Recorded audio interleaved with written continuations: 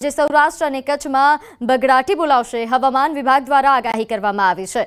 આજે પોરબંદર, દ્વારકા, જામનગર અને જૂનાગઢમાં અતિ ભારે વરસાદની આગાહી કરવામાં આવી છે, તો કચ્છ, મોરબી, રાજકોટ, ગીર સોમનાથમાં પણ ભારે વરસાદની આગાહી છે। આ ઉપરાંત ઉત્તર, મધ્ય અને દક્ષિણમાં અમુક સ્થળોએ હળવાથી મધ્યમ વરસાદની આગાહી કરવામાં આવી છે। તો આગામી 7 દિવસ રાજ્યમાં ગાજવીજ સાથે છૂટોછવાયો વરસાદ પણ રહેશે।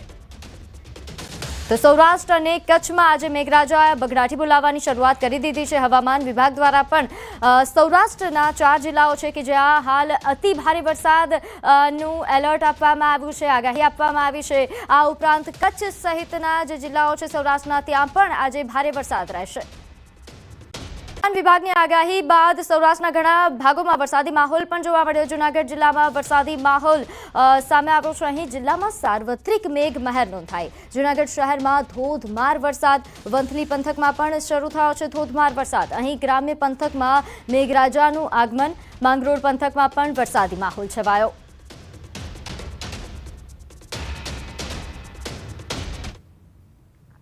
જૂનાગઢ શહેરમાં લાંબા વિરામ બાદ ફરી વરસાદી માહોલ શરૂ થયો છે અને જે રીતે ગઈકાલે સાંજે પણ વરસાદી માહોલ હતો અને આજે ફરી સવારથી જ છે જિલ્લાની અંદર સાર્વત્રિક વરસાદ વરસી રહ્યો છે। ખાસ કરીને જૂનાગઢ શહેરમાં પણ હાલ જે ધોધમાર વરસાદ શરૂ થયો છે, વાતાવરણમાં ઠંડક પ્રસરી છે। બીજી તરફ જિલ્લાની વાત કરીએ તો વિસાવદર, માંગરોળ, કેશોદની અંદર પણ હાલ મેઘમહેર છે તે જોવા મળી રહી છે। ખાસ કરીને જે વરસાદની આગાહી છે તે કરવામાં આવી હતી ને જેને લઈને ગઈકાલ સાંજથી જ સૌરાષ્ટ્રની અંદર વરસાદ શરૂ થયો છે। ખાસ કરીને જૂનાગઢ જિલ્લાની અંદર અવિરત મેઘ વર્ષા છે તે જોવા મળી રહી છે। બીજી તરફ આ વરસાદ છે એ ખેડૂતો માટે ફાયદાકારક છે તેવું પણ છે તે જે નિષ્ણાંતો છે તે માની રહ્યા છે।